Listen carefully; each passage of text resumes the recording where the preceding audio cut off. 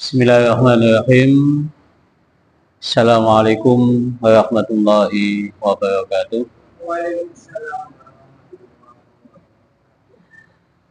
Alhamdulillah alladzi ja'ala syamsa diya'an wal qamara nuran wa ja'ala wa qaddara manazila li ta'lamu adada sinina wal hisab ma khalaqallahu dzalika illa bil haqq yufasilul ayati liqaumin ya'lamun. Asyhadu an la ilaha illallah wahdahu la syarikalah wa asyhadu anna Muhammadan abduhu wa rasuluhu la nabiyya ba'dah.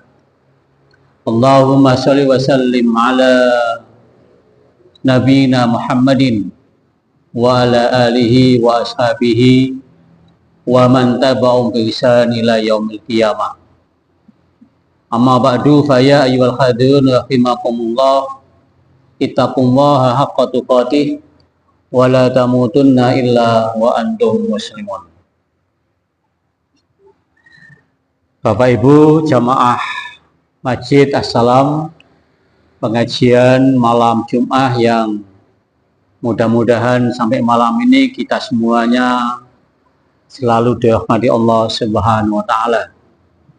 Alhamdulillah kita masih diberikan sehat walafiat.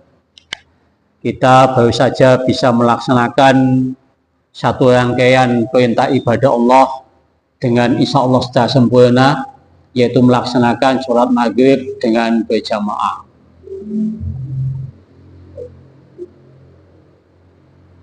Mungkin ini kita sebelum masuk dalam kajian kitab ya, mungkin di antara sebagian kita itu kalau pas sholat jamaah di masjid yang lain atau mungkin di masjid kita yang tercinta ini, itu biasanya masih ada beragam variasi. Begitu habis salam, ya, assalamualaikum, assalamualaikum, itu ada yang langsung baca alhamdulillah, ya. Ada yang kadang astagfirullahaladzim. Nah begini-begini ini kan kadang menjadikan kita yang belum seberapa paham bertanya-tanya, loh sebenarnya itu baca alhamdulillah apa astagfirullah kan? Sing betul mana Pak Haji? Alhamdulillah salah ya. Di masjid saya, di masjid Pemandawan itu ada sebagian jamaah yang di situ itu begitu habis salam langsung alhamdulillah, keras banget. Alhamdulillah. Jadi luar biasa. Dia syukurnya itu langsung dimunculkan. Masih ditakdirkan bisa sujud, bisa takbir itu begitu selesai salam langsung kalimat zikir yang pertama itu alhamdulillah. Nah, Bapak sekalian, ini pembukaan dulu aja. Kedua-duanya memang ada sanadnya ya. Memang ada sebagian ulama yang kadang-kadang milihnya itu habis salam alhamdulillah. Ada juga ulama top juga itu menjelaskan habis salam itu membaca istighfar. Kita malam ini tidak ingin memposisikan mana yang paling benar dan siapa yang salah, tapi kita ingin menunjukkan masing-masing ulama yang berpendapat itu. Kemudian nanti kita rujuk kepada hadis-hadis yang sahih, kira-kira bagaimana Nabi mempraktekkan dan memberikan contoh. Sekaligus nanti kita ambilkan beberapa ayat Al-Quran yang mempertegas kita nanti di posisi mana dan biar semakin mantap ibadah kita. Di antara ulama yang kemudian mempraktekkan dan membolehkan kita itu setelah salam membaca alhamdulillah itu adalah ulama yang bernama Abu Hasan Al-Sadili. Ini ulama top, Pak. Ulama yang seangkatan dengan Syekh Abdul Qadir Al-Jailani. Abu Hasan Al-Sadili kemudian punya thariqat As-Sadzaliyah gitu ya. Ini ulama yang memang sangat enteng, menggampangkan. Kalau ada pengikutnya kalau habis sholat masih sedih ya, apa sholatku diterima apa tidak, itu dimarahi Pak. Kamu sudah ditakdir bisa sujud, bisa rukuk, itu tidak usah khawatir diterima apa tidak, mesti diterima. Mesti diterima. Jadi cara pandangnya itu cara pandang husnudon. Jadi tidak boleh pengikutnya itu berpikiran susah. Apalagi habis sholat, saya punya pikiran diterima apa tidak. Jadi membaca alhamdulillah itu wujud bahwa kita masih bisa ditakdir, bisa sujud dan bisa rukuk.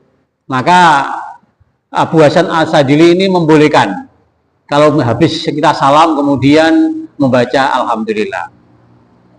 Sampai di sini bisa dipahami ya. Jadi yang diikuti itu ulama bernama Abu Hasan Al-Sadili dengan thariqat Sadiliyahnya.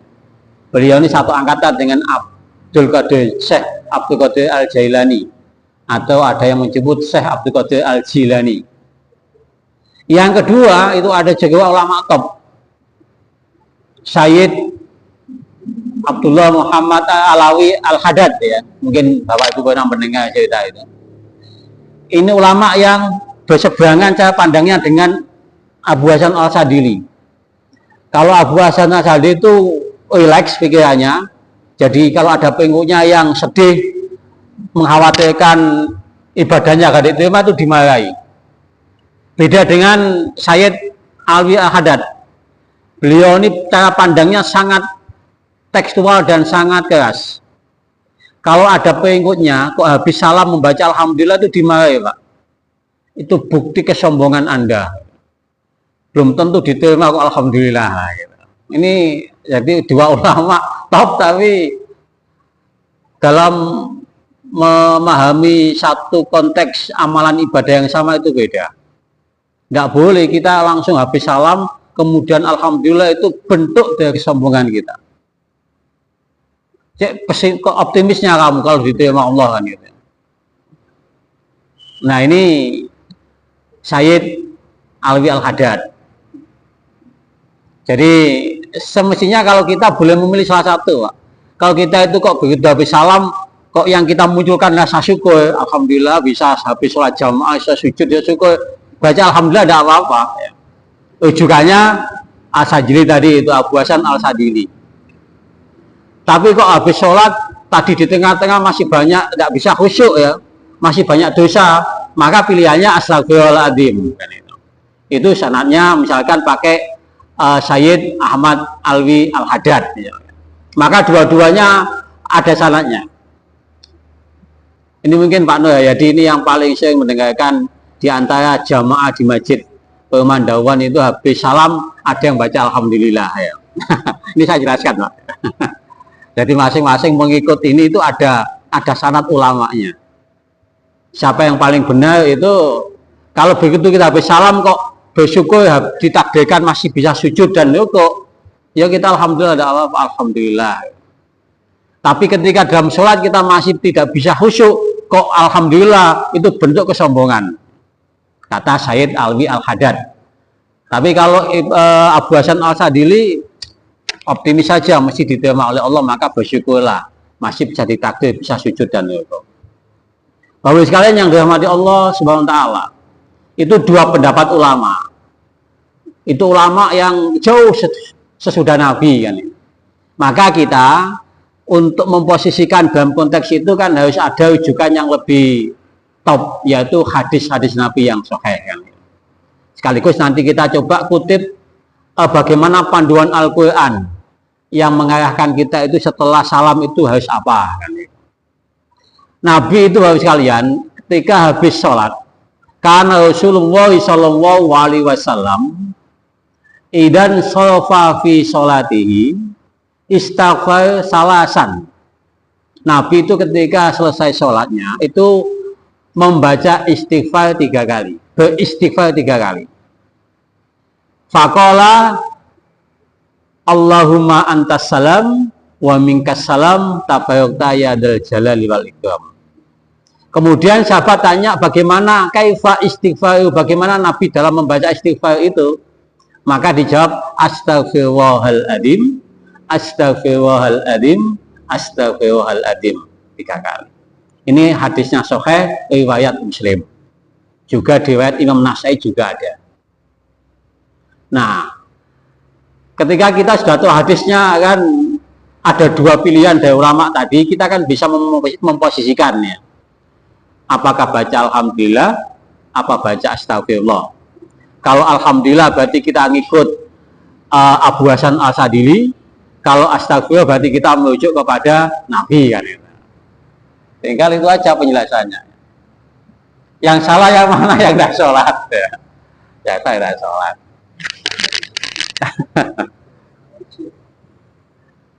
Ini nanti mungkin Pak Tohayadi bisa menjelaskan ke teman-teman yang di sana ya.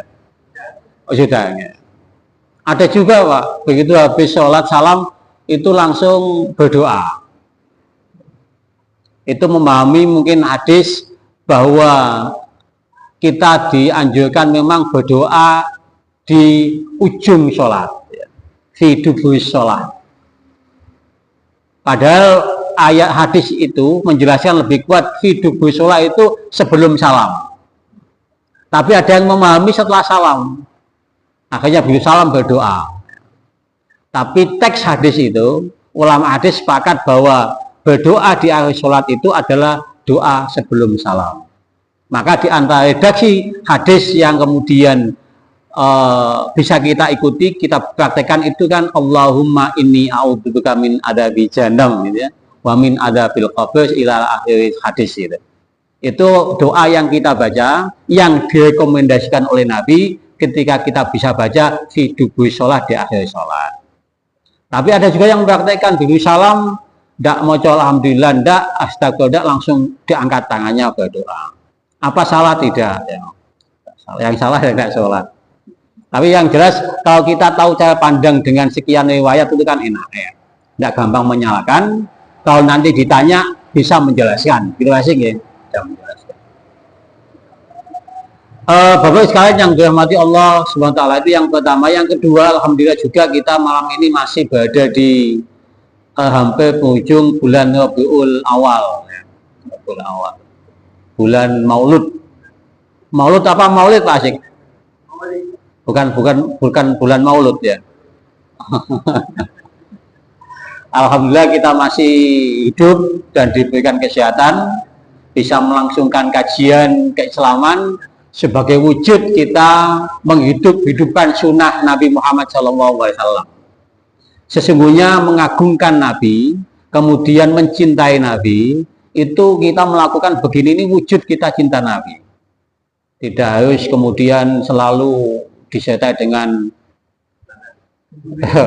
bersolawat dan sebagainya, tidak bagus, tetapi bentuk-bentuk begini ini mungkin ya yang terlewatkan. Ini bentuk cinta kita kepada Nabi. Jadi melakukan bentuk majelis, kajian ilmu di dalam masjid, ini sangat sunnah sekali dan dicintai Nabi. Kalau kita ingin cinta Nabi, maka salah satu bentuk kecintaan kita adalah yang kita lakukan pada kesempatan sore ini atau petang ini. Saya juga ingin tidak bosan-bosannya mengingatkan kembali kepada kita semuanya.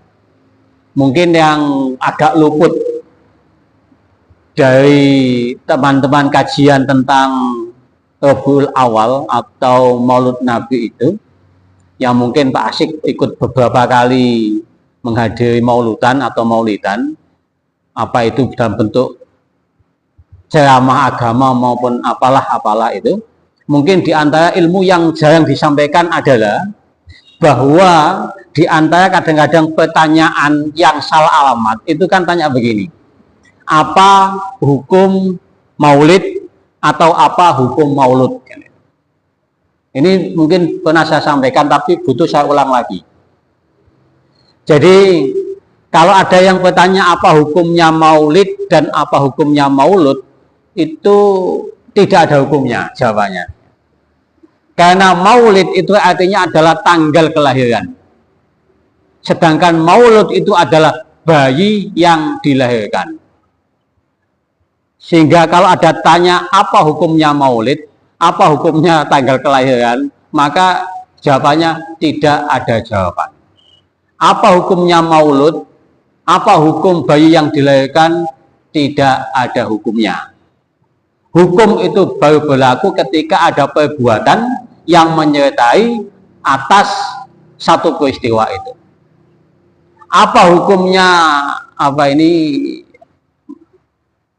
ini dalam gelas? Apa hukumnya aqua gelas ini? Tidak ada hukumnya. Tapi itu ada perbuatan yang menyertai, tak pakai nilai Pak asik begini, maka berdosa ya. Tidak boleh, tidak boleh berdosa karena mencederai seseorang. Begitu juga maulid.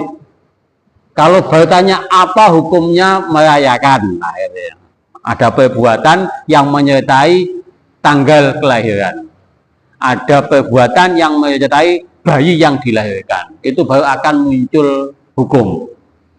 Saya ulang lagi, maulid itu adalah tanggal kelahiran. Kalau maulud itu bayi yang dilahirkan. 12 Rabiul Awal itu adalah tanggal kelahiran maulud Nabi Muhammad SAW, bayinya Nabi Muhammad SAW. Meskipun 12 Rabiul Awal itu masih banyak perdebatan, Pak. Masih banyak ahli sejarah yang mempertanyakan apa betul beliau Nabi Muhammad itu lahirnya 12 Rabiul Awal. Tetapi kita sepakat jumhur ulama 12 Rabiul Awal itu adalah tanggal kelahiran baginda Rasulullah Muhammad SAW. Ada juga, Pak, yang bertanya begini, karena saking suka fikihnya itu sedikit dihubungkan dengan pendapatnya 4 imam madhab kan. Bagaimana Ustadz hukum maulid atau maulud menurut perspektif imam 4 madhab? Ini juga pertanyaannya kadang-kadang salah alamat dan tidak ada jawabannya. Sebab pada masa hidupnya 4 imam madhab yang ternama itu belum ada peristiwa atau event atau perayaan yang merayakan memperingati maulid atau maulud Nabi Muhammad SAW. 4 madhab itu hidupnya kan di abad 2 atau 3 Hijriah. Sementara memperingati maulud Nabi atau maulid Nabi ini baru terjadi sekitar abad keempat Hijriah.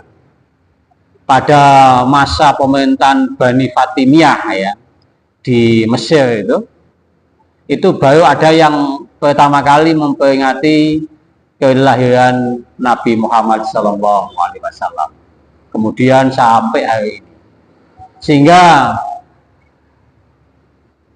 kalau yang ditanya bagaimana pendapatnya imam madhab Hanafi, Maliki, Syafi'i, dan Imam Ahmad Ibnu Hambal terkait dengan hukum memperingati maulud atau maulid, tidak ada jawabannya karena beliau-beliau belum ada event atau momentum memperingati maulid atau maulud. Bapak sekalian yang dirahmati Allah SWT, ini kadang-kadang jarang kita dapatkan ya. Pokoknya mauludan yang penting jajan banyak, makan-makan, kemudian sholawatan. Apakah itu salah? Tidak salah. Yang salah itu kumpul-kumpul kemudian minum minuman keras ya. Sambil sholawatan, sambil minuman keras itu yang tidak boleh. Tapi memberikan pengarahan terkait dengan sirah nabawiyah sampai pada pemahaman ilmunya kayak tadi itu penjelasan secara definitif maulid, maulud, dan ada milad ya. Milad itu kalau dalam bahasa Indonesianya adalah hari lahir atau hari lah. Kalau salah satu ormas yang ada di Indonesia itu untuk memperingati hari lahirnya disebut dengan milad. Ada satu lagi dengan hari lahir atau hari lah. Milad Muhammadiyah, hari lah Nahdlatul Ulama. Itu peringatan hari lahir. Jadi ada milad, ada maulud, ada maulid, ada maulud, ada milad.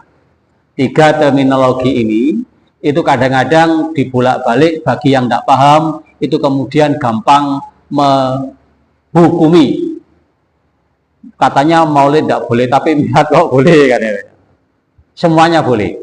Sepanjang dikemas dengan kegiatan yang positif, kemudian menambah wawasan perspektif keilmuan, dan di dalamnya tidak ada kegiatan-kegiatan yang mengarah kepada kemaksiatan. Tetapi yang paling penting, bukti kecintaan kita kepada Nabi itu adalah menghidupkan sunnah-sunnah beliau.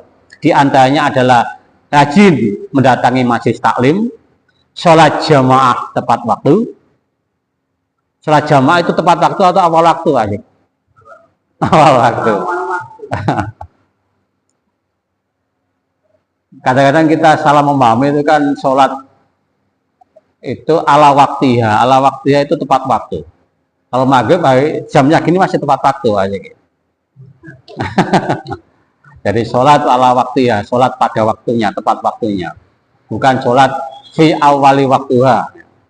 Tetapi kemudian ulama hadis menyepakati bahwa ala waktiha itu dimaknai dengan sholat pada awal waktu.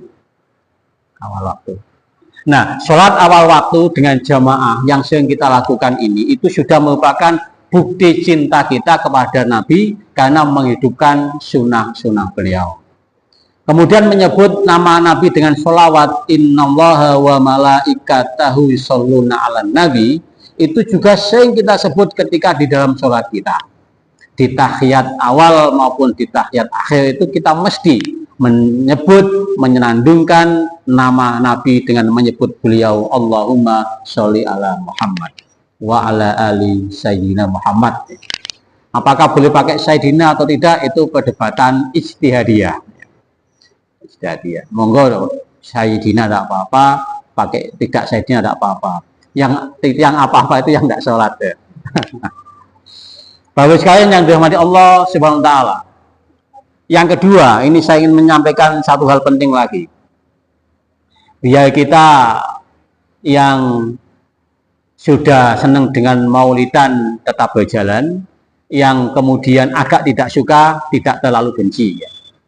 Itu ada ayat begini Pak Ibu. Nabi Isa itu kan hidup kira-kira 600 ya, abad sebelum Nabi Muhammad ya, 600 ya, atau 6 abad sebelum Masehi ya. Itu saja sudah memberikan satu informasi kepada umatnya bahwa nanti itu akan ada Nabi yang diutus oleh Allah sesudah Nabi Isa yang namanya Ahmad ya. Memberikan kabar kepada umatnya, wa mubasyiran bi'usuli ya'ti mim ba'dismuhu Ahmad. Jadi Nabi Isa saja itu Pak Bu sudah memberikan kabar gembira kepada pengikutnya bahwa nanti itu akan ada seorang Nabi yang diutus setelah aku, kata Nabi Isa, yang namanya Ahmad. Jadi yang pertama apa? Nabi Isa saja itu memberikan kabar gembira bahwa nanti 6 abad berikutnya akan diutus seorang Nabi yang disebut dengan nama Ahmad. Nabi Isa gembira Pak ya. Jauh sebelum Isa itu Nabi Ibrahim alaihissalam, Abaul Anbiya, bapaknya para nabi. Itu juga di Al-Quran, jenengan misalkan buka di Al-Baqarah di Quran surat kedua di ayat 1 sekian itu. Ketika Nabi Ibrahim dan Ismail itu mendirikan Ka'bah ya. Kemudian beliau berdua itu manasik di Ka'bah itu, maka di antara doa yang beliau sampaikan kepada Allah itu adalah meminta bahwa nanti mohon di Ka'bah ini akan diutus seorang utusan yang menyampaikan risalah Islam untuk menyampaikan kitab-kitab Allah kepada umatnya. Ayatnya kalau Bapak Ibu mungkin ada yang hafal juz 1 atau juz 2 itu begini.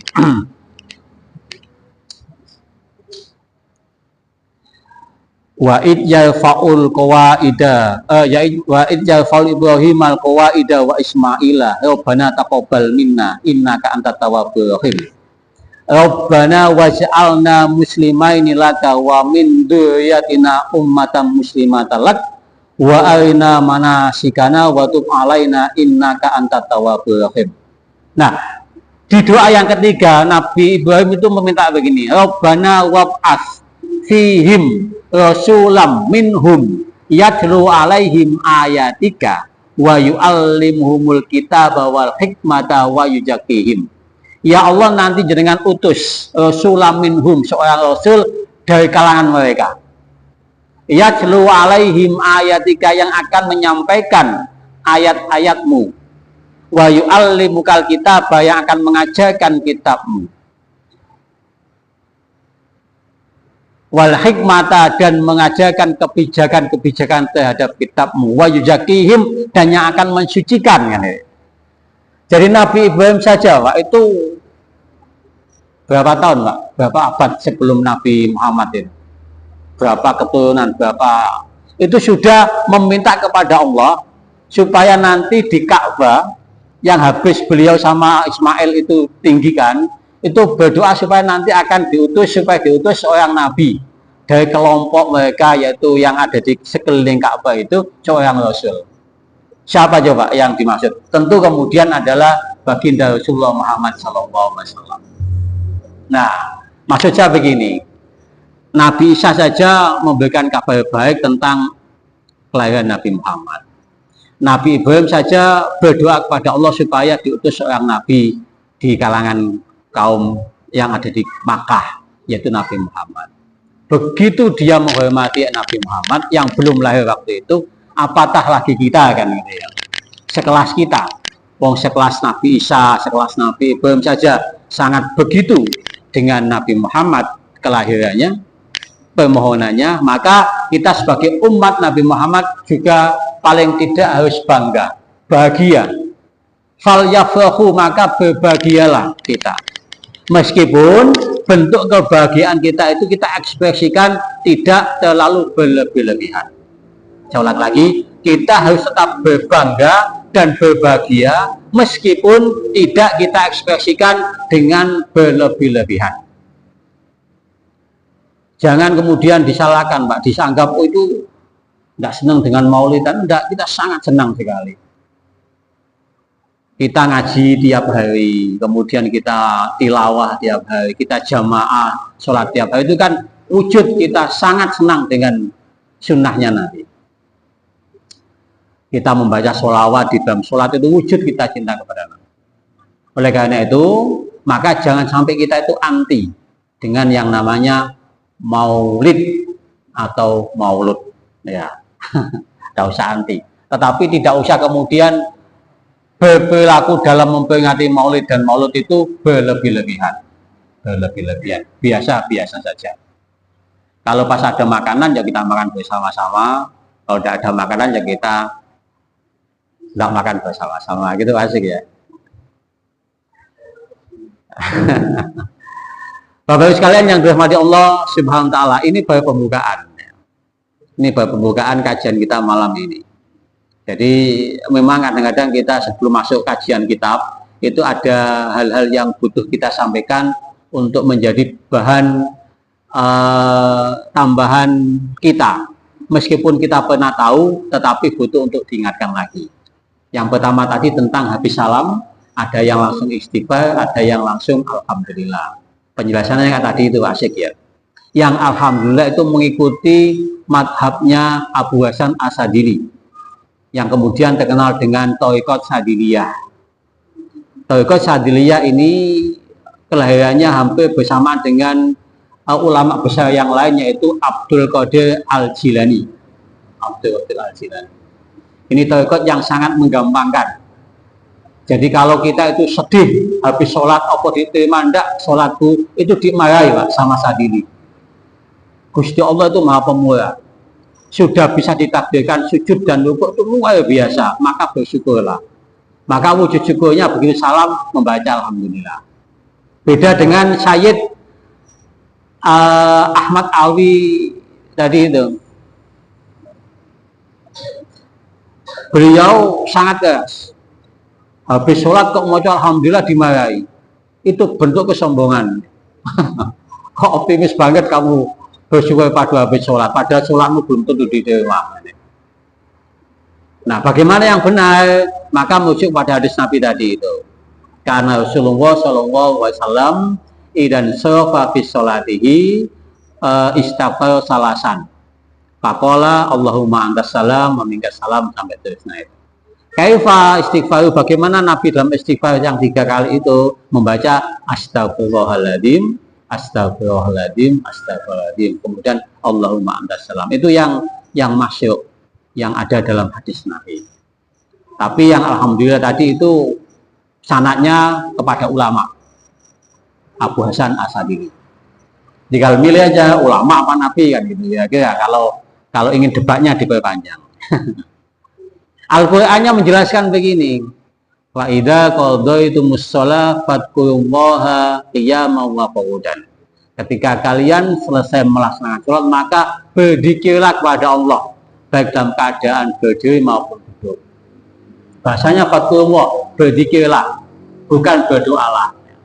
Coba nanti dengan searching apa bedanya berzikir sama berdoa. Berdoa itu meminta, kalau berzikir itu mengingat. Maka pilihan-pilihan berzikir itu dalam berbagai hadis dijelaskan yang membaca alhamdulillah, subhanallah, astagfirullah itu berzikir. Kalau berdoa itu meminta Rabbana atina fid dunya hasanah, Rabbana hab lana min azwajina, ya. Allahumma arinal haqqa haqqan dan seterusnya itu. Fa idza qadaytumus shalah fadhkurullaha qiyaman wa qu'udan. Itu ayat Al-Qur'annya. Jadi ketika kalian itu setelah selesai sholat, maka berzikirlah kepada Allah. Nah, ini untuk memantapkan kita saja, sehingga kita tidak usah ikut-ikut. Itu kok Pak Yai itu habis sholat kok langsung mengadakan tangan berdoa, gitu.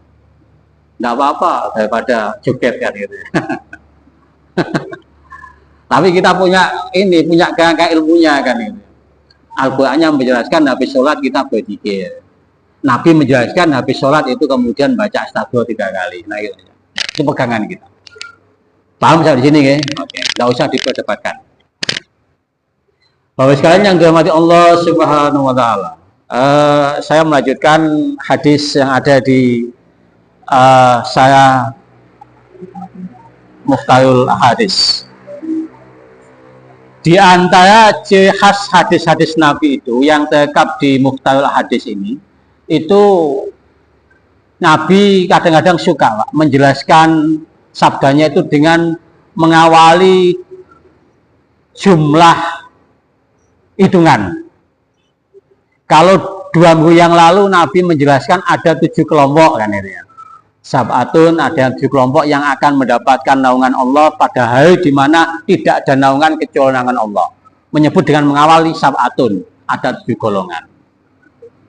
Sab'atun yudilluhumullahu fi dhillihi yauma la dhilla illa dhilluh dia. Nah, juga ada hadis Nabi yang juga khas menyebutkan dengan sebutan angka. Kali ini kita akan menyebutkan hadis Nabi yang diawali dengan huruf 4, al-baun. Ya. Al-baun. Saya pilih ada 1, 2, 3, 4, 5 hadis saja ya.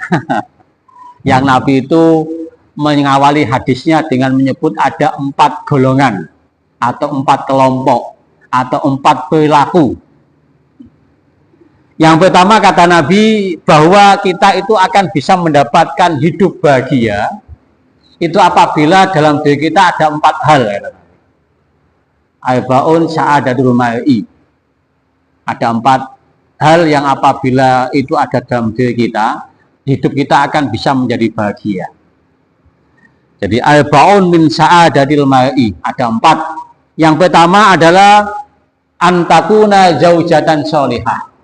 Kata Nabi kita itu akan mendapatkan kebahagiaan dalam hidup itu apabila yang pertama memiliki pasangan hidup yang soleh. Antakuna zaujatan sholihah. Punya istri yang solehah. Itu mesti bahagia. Sepakat asik ya. Sepakat apa tuh? Sepakat. Jadi Anda mana asik? Pak Asik itu akan bahagia kalau antakuna zaujatan solehah. Saya wadat. Berapa ayat lagi? Berapa menit lagi? Satu ayat, satu hadis saja ya. Ibu-ibu juga begitu akan dijamin bahagia kalau punya suami yang soleh. Jadi mafhum mukhalafahnya, makna kebalikannya itu meskipun teks hadis itu antakuna zaujatan, punya istri ya, zaujah, bukan zaujun ya, zaujatan sholihatan. Tapi makna mafhum mukhalafahnya itu sama saja.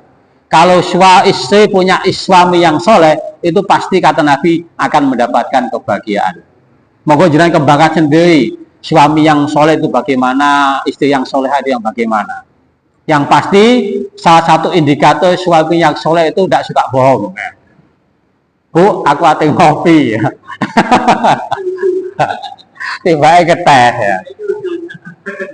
Apa kalau kajian Bu di Masjid Assalam, dadak ketemu tidak dari Assalam. Monggo disimpulkan sendiri ya. Jadi pasangan hidup yang soleh itu kata Nabi salah satu dari al-baun, dari 4 yang bisa menjadikan kita bahagia. Yang kedua, kalau tidak dibaca anda hafal. Wa auladuhu abaran. Setelah punya pasangan yang soleh, kemudian melahirkan keturunan anak juga yang soleh. Wa auladuhu abaran au antakuna auladu abaran. Punya keturunan yang soleh. Kalau laki-laki, kalau punya anak perempuan, ya soleha. Mesti Bu, tidak bisa tidak kita punya anak, baik laki-laki maupun perempuan, kok patuh sama kita, taat dalam menjalankan agama. Orang tua mesti senang. Sehingga doanya itu mesti Rabbana hablana min azwajina wa dzurriyyatina qurrata a'yun. Jadi yang menyenangkan pandangan mata itu adalah anak yang soleh dan soleha. Kalau punya anak kok berdigal ya, habis maghrib sudah ada di rumah, pabriknya melok pengajian Assalam. Ternyata ketemunya ada di tempat yang lain.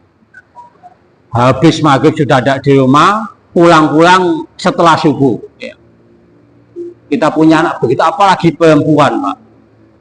Coba tanya survei kemanapun, adakah orang tua yang kemudian punya anak yang begitu, jangan tanya bahagia apa tidak, kemudian jawabannya bahagia, bohong. Sangat tidak mungkin. Sangat tidak mungkin. Maka di antara doa kita tadi itu, hablana min azwajina. Nah, ketika kita punya anak soleh, baik perempuan maupun laki-laki, itu menjadi sa'adatul mar'i. Sepakat ya? Sepakat. Yang ketiga, wa khulatuhum sholihun, kata Nabi. Yang ketiga dari 4 yang kita bisa menjadi bahagia itu apabila memiliki khulatuhum, itu apa? Aljar atau tetangga yang soleh, Pak. Maka Nabi itu memberikan rekomendasi di hadis yang lain itu, ketika kita ingin memasuki dalam satu komunitas, itu bangunlah tetangga dulu sebelum membangun rumah. Aljar qobladar, bangunlah tetanggamu dulu sebelum membangun bangunan rumah. Sebab kadang-kadang Mesya Umay bagus, kok tetangganya nggak cocok, Pak. Itu ya nggak dulu nih, nggak signifikan, ambil bangunan rumahnya. Tetangganya jahat-jahat ya. Akhirnya untuk menanggulangi tetangga yang jahat, pagar ditinggikan. Ya. Ya. Takut dicolok ya. Ya. Digembok bisa aja sih. Mahulatuhum sholihun. Jadi yang ketiga jaminan kita bisa bahagia itu punya tetangga yang soleh. Yang keempat, yang terakhir, warijkuhu fi baladi. Maisah atau kerja yang kita lakukan, rezeki yang kita dapatkan itu kita dapatkan di dalam negeri kita sendiri.